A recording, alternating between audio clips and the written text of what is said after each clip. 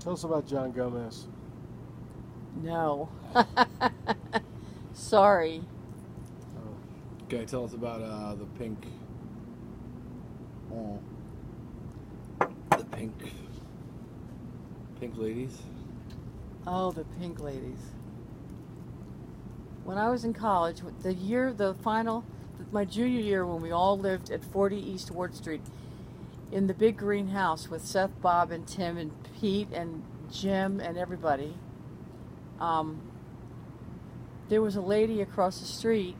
Am I on film? Mm-hmm.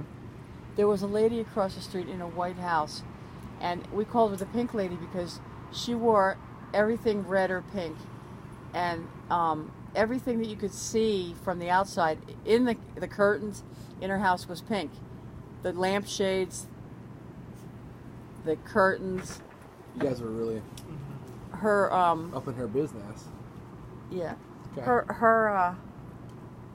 she had a hydrant in front of her house, and the curb was yellow, painted yellow because of the hydrant being there. So a fire truck could park there.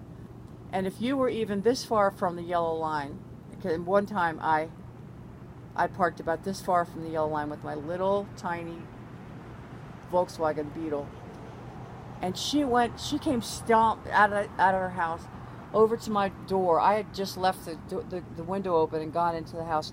She reached in and put her hand on the horn, and they said, "Oh, Carolyn, the Pink Lady's after you. You better go do something." I went down. I said, "What's the problem?" I said, "I'm not on the yellow line. What's the problem?" She said, "You're too close to it."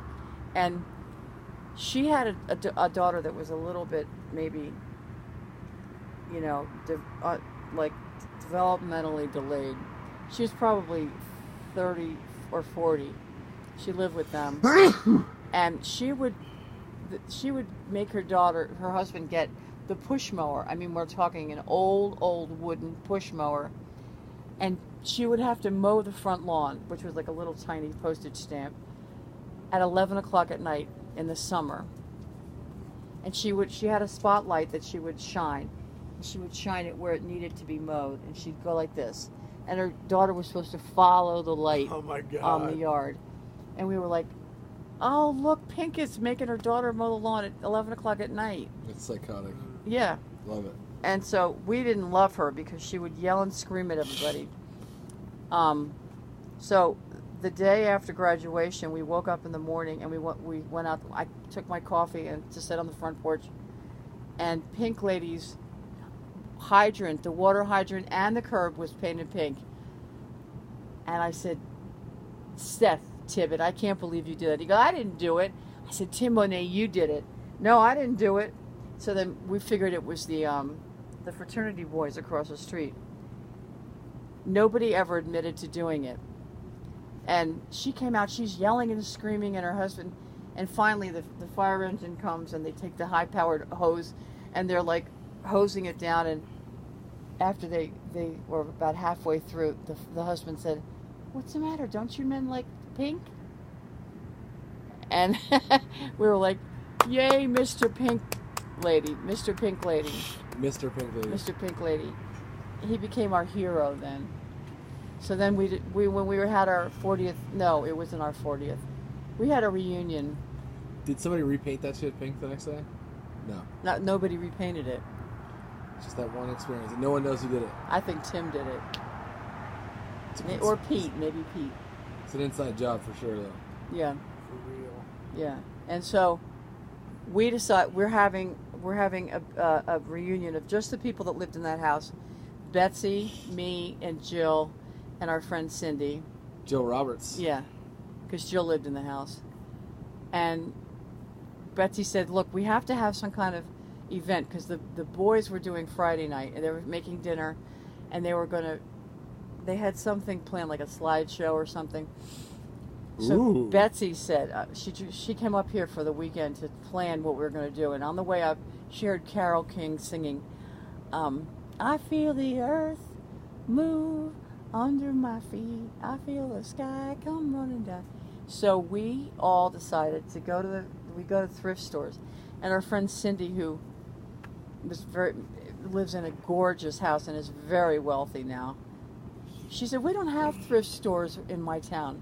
Oh God. I'm like, Go in your then we'll parents' get you closet. something. So we bought like house coats and pink fuzzy slippers, and we put our hair like in rollers and stuff, and we sang Carole King, and we made hydrants out of stove, pipe tubes, like for a wood stove, the metal pipes. We made and then we made a top, and so we danced around the hydrant when we painted them pink, and we surprised the boys. The boys went, well, Jack knew about it, and Kenny knew about it, Keith knew about it, but we had one of the guys take Seth, Tim, and Pete and all them across campus, and they had a bottle of whiskey and they had a couple joints. So we said, get them all high and buzzed out. By the time they came back, they would be really out of it. And so they sat and watched us sing and dance around this, fire hydrant. It wasn't painted pink though. Betsy said, and then we're gonna straddle it. And we're gonna sit down on it. And Betsy said, and Jill said, no, we are not sitting down on the hydrant. My first boyfriend is going to be watching us, and my husband. I am not sitting on the hydrant. You should have painted it pink again. It was pink. Oh. It was always pink. Oh, It you mean the stayed real pink? one? The real one. Yeah. Yeah, it's gone. It wasn't even there anymore. Oh, what a letdown. Yeah, and the house looked like it was falling apart, and I think Pink was dead. Well, yeah. Yeah, Pink. Well, Pink has to be dead. But not in your memories. Not on my memory. She lives. Yeah. Did you She still lives. did you still do the dance? No, we don't. But every time I hear Carole King sing that song,